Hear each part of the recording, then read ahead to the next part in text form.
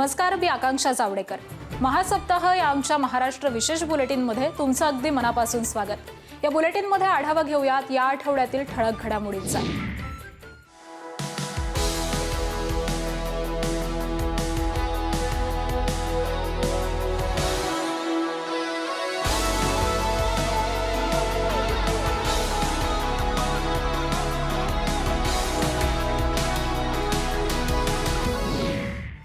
सुरुवातीची बातमी आहे नागपूरमधून. जलपर्णीच्या विळख्यातून मुक्त झालेल्या नागपूरच्या ऐतिहासिक अंबाझरी तलावाची मुख्यमंत्री देवेंद्र फडणवीसांनी पाहणी केली. नौकेतून तलावाची पाहणी करत त्यांनी महानगरपालिकेच्या प्रयत्नांचं कौतुक केलं. अंबाझरीला उत्तम पर्यटन स्थळ म्हणून विकसित करण्यासाठी राज्य सरकारकडून पूर्ण सहकार्याचं आश्वासन देखील मुख्यमंत्र्यांनी दिलंय.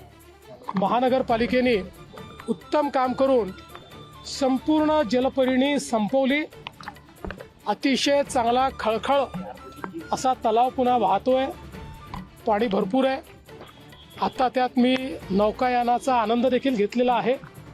आता पुन्हा एकदा एक उत्तम पर्यटन स्थळ म्हणून याचा विकास करण्याकरता महाराष्ट्र शासन महानगरपालिकेला मदत करेल. पुढची बातमी आहे कॅम्पस कनेक्ट मोहिमेसंदर्भातली. नशामुक्त नवी मुंबई अभियानाअंतर्गत कॅम्पस कनेक्ट मोहिमेला मुख्यमंत्री देवेंद्र फडणवीस यांच्या उपस्थितीत सुरुवात झाली. नेरूळमधील D Y. Patil university centre of एक्सिलन्समध्ये हा कार्यक्रम पार पडला. या मोहिमेमध्ये तरुणांचा ड्रग्ज विरोधी लढ्यात सहभाग वाढवण्यावरती भर दिला जाणार असल्याचं मुख्यमंत्र्यांनी सांगितलं. यावेळी ड्रग्ज विरोधातील कारवाईसाठी 20 विभागांना एकत्रित जबाबदारी देण्यात आल्याचं मुख्यमंत्री म्हणाले. ही लढाई सातत्यानं सुरू ठेवली तर यश नक्की मिळेल असा विश्वास देखील त्यांनी व्यक्त केला.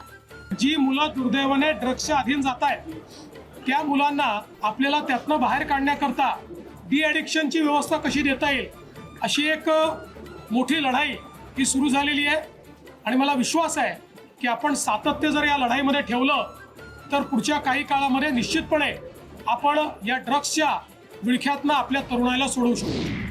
शेती उत्पादन वाढवण्यासाठी महाराष्ट्रात AI, उपग्रह तंत्रज्ञान, ड्रोन, सेन्सर्स आणि डेटा अॅनालिटिक्सवरती आधारित डिजिटल ट्विन लर्निंग प्रकल्प राबवला जाणार आहे. पहिल्या टप्प्यामध्ये 10,000 शेतकऱ्यांची निवड करण्याचे निर्देश मुख्यमंत्री देवेंद्र फडणवीसांनी दिलेत. पहिल्या टप्प्यामध्ये निवडक पीक आणि निवडक शेतकऱ्यांचा अभ्यास करून हा प्रकल्प यशस्वी झाल्यानंतर पुढील टप्प्यामध्ये राज्यात मोठ्या प्रमाणावरती अंमलबजावणी करण्यासाठी पावलं उचलावी असं मुख्यमंत्र्यांनी सांगितलं. आता बातमी आहे नवी मुंबईतून.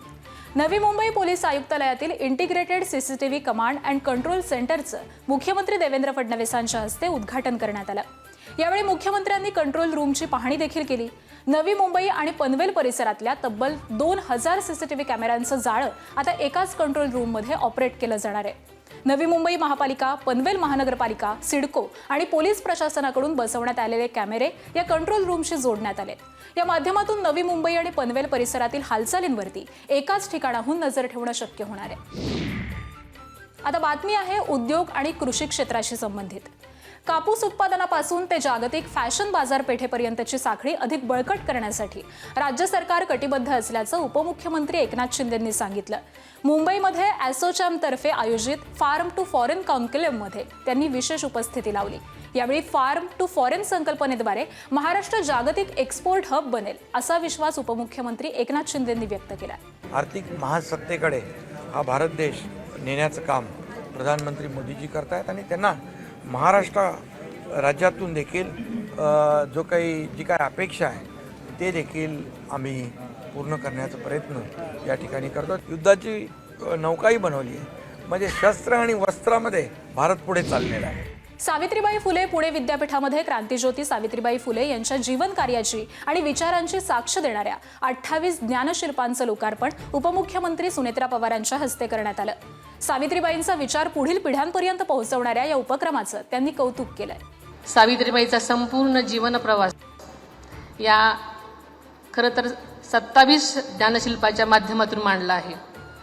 या निमित्तानं ही संकल्पना मांडणाऱ्या आणि ती प्रत्यक्ष उतरणाऱ्या प्रत्येकाचंच मी मनापासून अभिनंदन करते. कारण ती केवळ शिल्पच नाहीत तर ही ज्ञानशिल्प आहेत, प्रेरणा देणारी शिल्प आहेत. आणि या बातमीसह वेळ झाली आता इथेच थांबण्याची. ताज्या घडामोडींसाठी पाहत रहा ABP माझा.